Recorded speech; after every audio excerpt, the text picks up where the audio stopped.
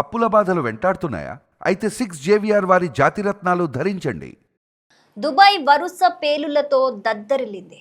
బుధవారం వేకువజామున 20 నిమిషాల్లో 7 పేలుళ్లు సంభవించినట్లుగా అయితే తెలుస్తోంది. దుబాయ్లోని జబేల్ అలీ ఇండస్ట్రియల్ జోన్ పరిధిలో ఈ పేలుళ్లు జరిగినట్లు ఎమిరాటీ అధికార వర్గాలైతే తెలిపాయి. గల్ఫ్ ప్రాంతం ప్రపంచ ఆర్థిక వ్యవస్థకు గుండెకాయ లాంటిది. అయితే ప్రపంచానికి అవసరమైన చమురులో భారీ భాగం ఈ ప్రాంతం నుంచే వెళ్తుంది.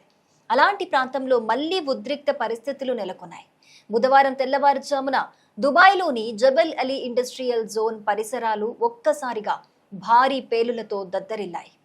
స్థానిక మీడియా కథనాల ప్రకారం అయితే కేవలం 20 నిమిషాల వ్యవధిలోనే 7 పేలులు జరిగినట్లుగా అయితే మనకి సమాచారం అందుతోంది.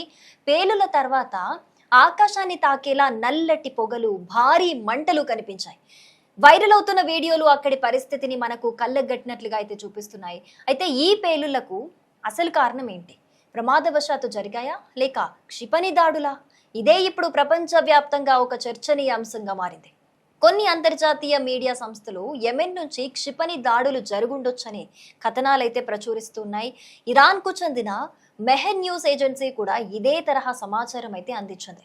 మరోవైపు పోర్టు సమీపంలోని చమురు నిల్వ గోదాములో అగ్ని ప్రమాదం జరిగి దానివల్ల వరుస పేలులు సంభవించి ఉండొచ్చని మరికొన్ని సంస్థలు పేర్కొన్నాయి. కానీ ఇప్పటి వరకు కూడా యునైటెడ్ అరబ్ ఎమిరేట్స్ ప్రభుత్వం ఈ ఘటనపై ఒక స్పష్టమైన అధికారిక ప్రకటన అయితే విడుదల చేయలేదు. అందుకే ఈ పేలుల వెనుక అసలు కారణంపై ఇంకా అనేక సందేహాలు వ్యక్తమవుతున్నాయి. ఈ ఘటనలో ఎంత ప్రాణ నష్టం జరిగింది, ఎంత ఆస్తి నష్టం జరిగింది అనే వివరాలైతే ఇంకా అయితే బయటికి రాలేదు. స్థానికులు ఘటనను వీడియో తీయడానికి అక్కడ ప్రయత్నించగా కూడా అధికారులు అడ్డుకున్నట్లుగా కూడా వార్తలు వస్తున్నాయి. ఇప్పుడు జబేల్ అలీ గురించి అయితే మనం తెలుసుకోవాల్సిన అవసరం ఉంది. ఇది సాధారణ పారిశ్రామిక ప్రాంతం అయితే కాదు. ప్రపంచంలోనే అత్యంత రద్దీగా ఉండే పోర్టుల్లో ఒకటైన జబేల్ అలీ పోర్ట్ ఇక్కడే ఉంది. మధ్యప్రాచ్యంలో మాత్రమే కాదు, ఆసియా, యూరప్, ఆఫ్రికా దేశాలకు సరుకు రవాణాలో ఈ పోర్టు కీలక పాత్ర పోషిస్తుంది.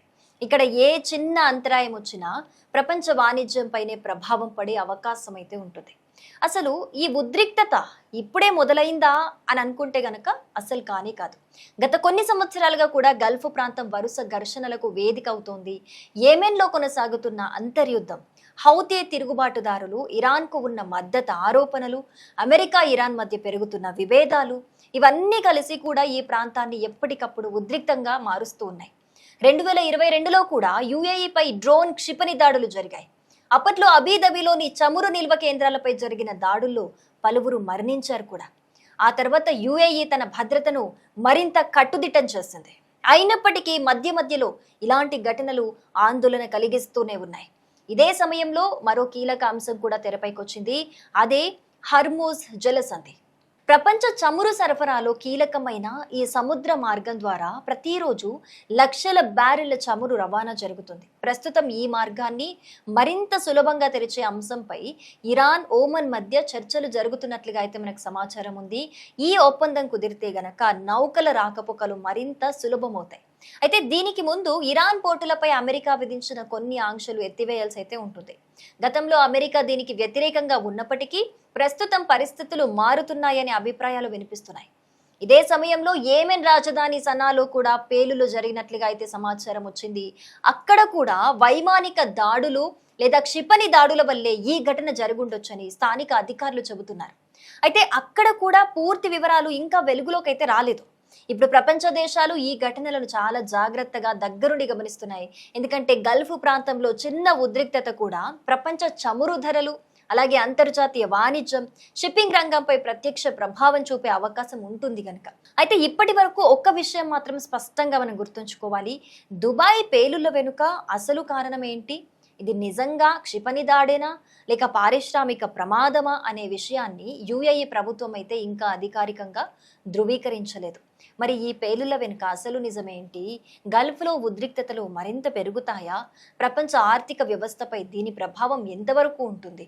ఈ అంశాలపై రానున్న రోజుల్లో అయితే మరింత స్పష్టత వచ్చే అవకాశం అయితే మనకు కనిపిస్తున్నట్లుగా తెలుస్తోంది. మరి దీని మీద మీ అభిప్రాయం ఏంటి? అసలు ఈ పేలులకు గల కారణం ఏంటి? ఇంత తీవ్రంగా పేలులు జరగడానికి ఇది ఎవరి సైడ్ నుంచి వచ్చే అటాక్ అయి ఉంటుంది అనేది తప్పకుండా కామెంట్ చేయండి.